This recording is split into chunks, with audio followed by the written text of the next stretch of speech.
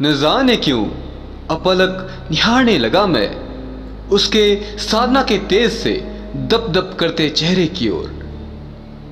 उसने भी मेरी ओर देखा एक बार स्थिर दृष्टि से और मुस्कुरा दी धीरे से। अब वह सन्यासिनी मेरे निकट आ चुकी थी।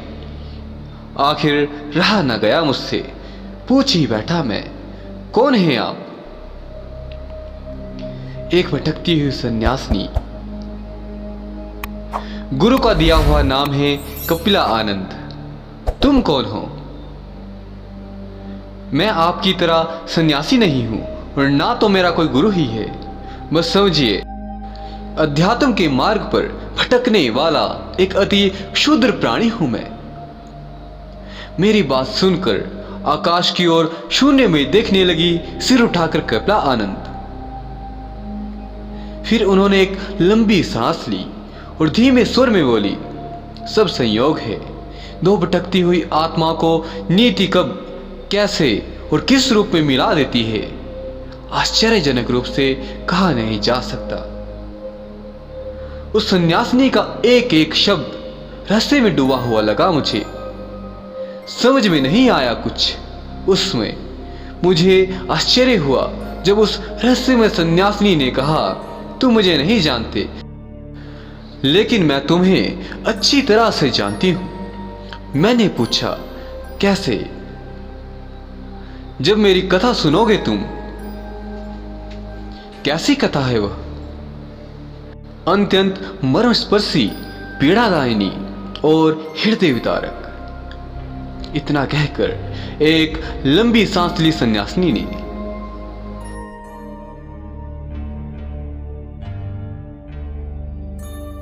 रात की स्याह कालीमा बिखर चुकी थी ऋषिकेश के शीतल और प्रकृति के सुगंध से भरपूर वातावरण में।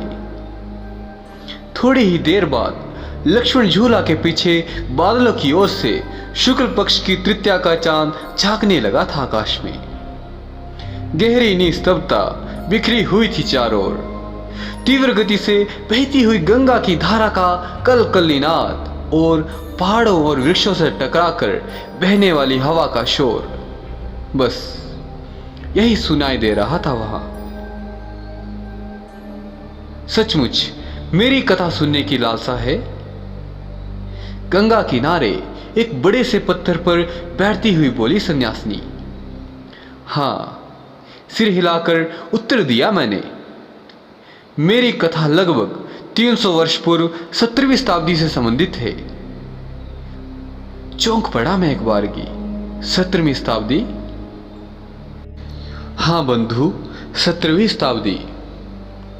उत्तर प्रदेश का एक छोटा सा कस्बा बांदा, वहां एक नदी है जिसका नाम है केन, और उस नदी के तट पर स्थित एक किला जिसका नाम था भूरागढ़ का किला। आज तो वह किला अपनी आन बान गंवाकर खंडहर में बदल चुका है, लेकिन उस समय उसका कोई जवाब ही नहीं था। दिन में वह किला सोने की तरह दमकता और रात की चांदनी में चमकता चांदी की तरह। स्याह रात में जब किले की परछाई केन के पानी में झिलमिलाती तो अजीब सा लगता देखने वालों को और रोमांचित हो उठते। वास्तव में भूरागढ़ का किला अजयगढ़ बुंदेलगढ़ के राजा गुमान सिंह का था, लेकिन उन्होंने अपने मित्र रिपुदमन सिंह को दे दिया था। उस समय रिपुदमन सिंह भूरागढ़ किले के किलेदार थे। बड़ा ही आकर्षक और प्रभावशाली व्यक्तित्व था रिपुदमन सिंह का। संसार की जितनी अच्छाइयां हैं सभी उनमें थी। वे धार्मिक और भगवान शंकर के परम भक्त और ब्राह्मणों के थे सेवक। उस दिन किले के तोप खाने में शहनाई बज रही थी। पूरे किले को दुल्हन की तरह सजाया गया था। किले के विशाल दरबार पर सजे पंडाल में रिपुदमन सिंह ब्राह्मणों को दान दक्षिणा देकर प्राप्त कर रहे थे उनका आशीर्वाद। उनको कन्या रत्न की प्राप्ति हुई थी।